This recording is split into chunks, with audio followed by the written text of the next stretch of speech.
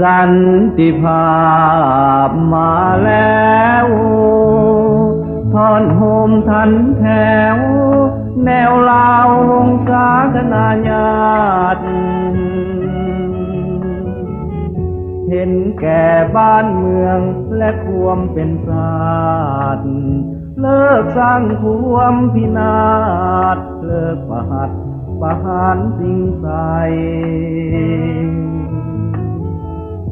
ทุกคนเสียสละเพื่อความห่มเย็นต่างก็ลิงเห็นอยากเห็นชาติวิไลผ่อนสั้นผ่อนยาวเข้ากันจนได้ชาติบ้านเมืองเป็นใหญ่จึงได้ตกลงสัญญาบัดนี้เราเขาจะเฮืองจะหุงไผก็หมายมุ่งปรับปรุงส่งเสริมพัฒนาหับหูทุกอย่างอยู่ห่างอนุสัญญาทั้งฝ่ายซ้ายฝ่ายกลางฝ่ายขวาต่างหันมาหากันด้วยดีสันติภาพมาแล้วดังน้ำเต้าแก้วหดส่งทั่วธรณี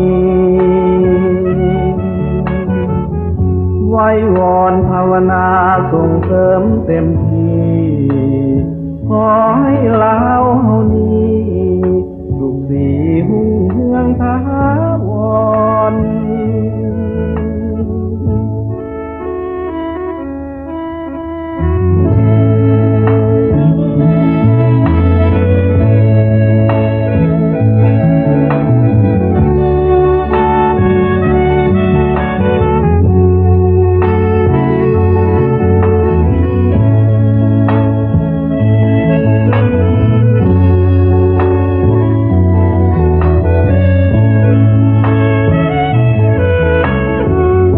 บัดนี้เราเขาจะเฮืองจะหุงไผก็หมายมุ่งปรับปรุงส่งเสริมพัฒนาหับหูทุกอย่างอยู่ห่างอนุสัญญาทางฝ่ายซ้ายฝ่ายกลางฝ่ายขวาต่างหันมาหากันด้วยดีสันติภาพมาแล้วดังน้ำเต้าแก้วหดส่งทั่วธรณีไว้วอนภาวนาส่งเสริมเต็มที่